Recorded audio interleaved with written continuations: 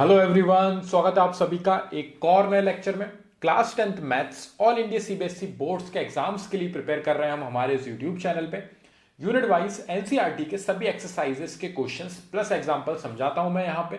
हमारी current unit चल रही है अर्थमेटिक प्रोग्रेशन और एक्सरसाइज 5.2 का क्वेश्चन नंबर 18 आज हम इस वीडियो में समझने वाले हैं। वीडियो स्टार्ट करने से पहले मैं चाहता हूं प्लीज आप इस वीडियो को लाइक करें और चैनल को सब्सक्राइब करें।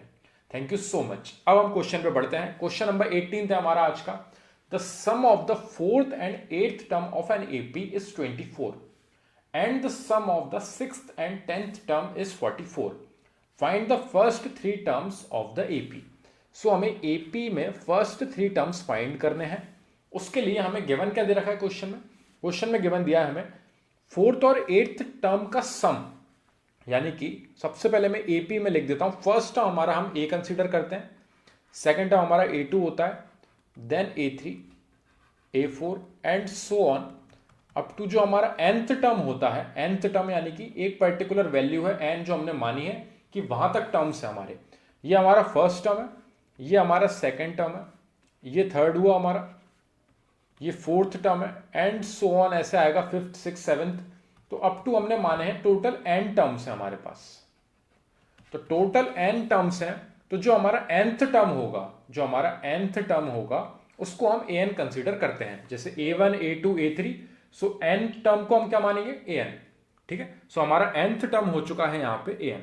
ये हम AP को इस तरीके से कंसीडर करते हैं और इसी के बेसिस पे हमारा एक फॉर्मूला जनरेट हुआ था जो मैंने आपको बनाना बताया था। an का सिंगल फॉर्मूला जो पूरी एक्सरसाइज में चलता आ रहा है, an is equal to a plus n minus one multiply में d।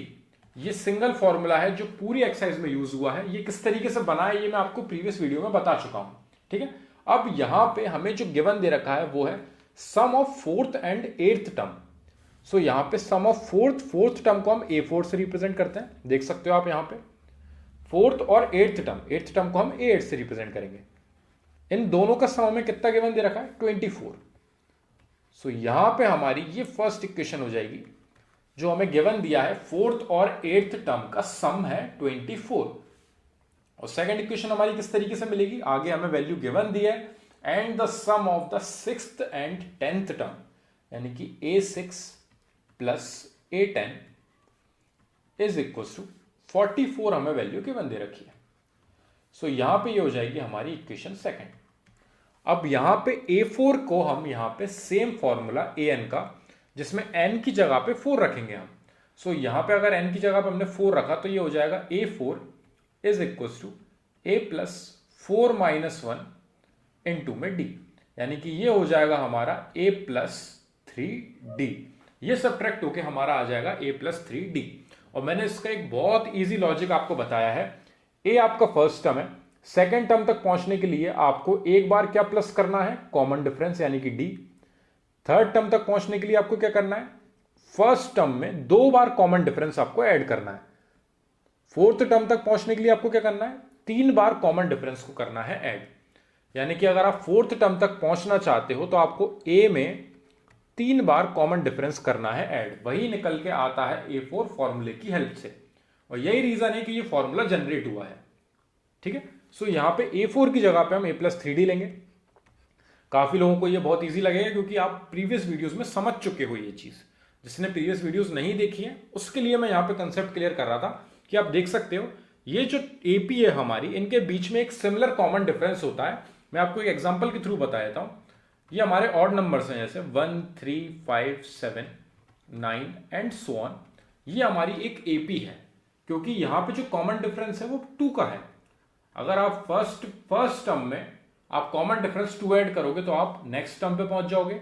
वापस सेम कॉमन डिफरेंस 2 ऐड करोगे तो आपका नेक्स्ट टर्म मिलेगा, सेम वापस ऐड करके नेक्स्ट एंड सो ऑन। इस तरीके से चलता है। तो ये आपका जो डिफरेंस है ये सिमिलर है हर जगह पे। इन दोनों के बीच में डिफरेंस कितना है 2 का, सेम इधर 2 का है, सेम इधर है एंड सो ऑन। यानी कि ये आपका कॉमन डिफरेंस कहलाएगा। और जब आपका कॉमन डिफरेंस है इन टर्म्स के बीच में जो कि सिमिलर है, कभी भी चेंज नहीं हो रहा है, तो वो एक एपी कहलाती है। तो उसको हम अर्थमेटिक प्रोग्रेशन बोलते हैं। सो यहां पे हमें एपी गिवन दे रखी है उन्होंने, the sum of the fourth and eighth term of an AP. So AP बोल के उन्होंने हमें यहां पे वेरीफाई कर दिया कि इनके बीच का कॉमन डिफरेंस सेम है।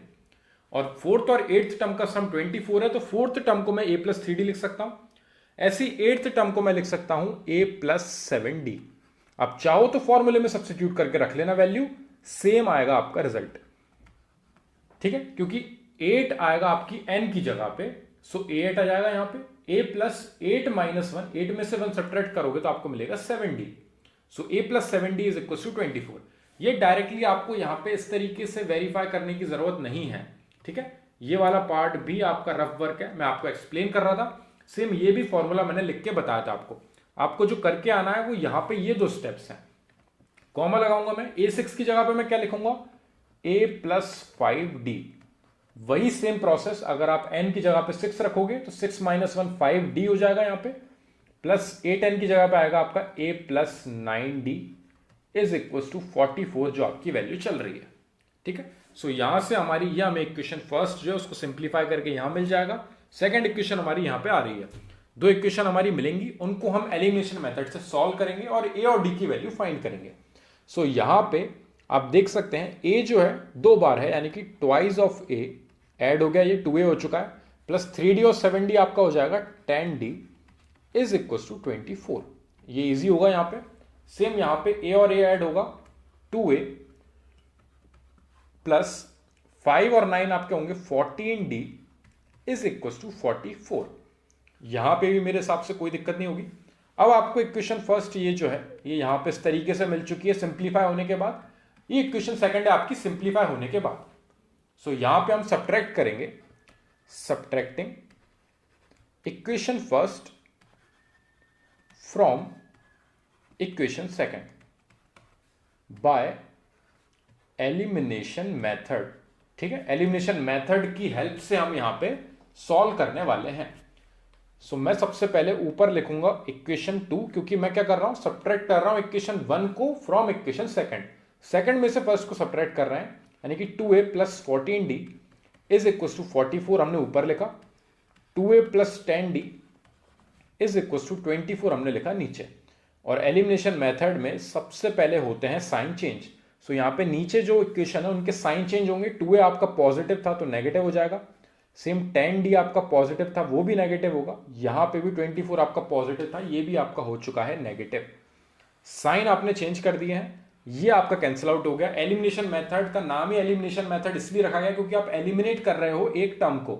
सो आपके पास यहाँ पे 2 वेरिएबल है, आपको a मिला है और d मिला है। अगर ये दोनों वैल्यू इस तरीके से चलती रहेंगी a और d की, तो आप रिजल्ट तक नहीं पहुंच पाओगे। तो आपको एक को एलिमिनेट करना था, इसलिए आपको 2 इक्वेशन यहाँ पे प्रोवाइड करी गई थी कि यहां पे ये एलिमिनेट हो सके और आप d की वैल्यू फाइंड कर लो। अब 14d में से 10d सब्ट्रैक्ट होगा।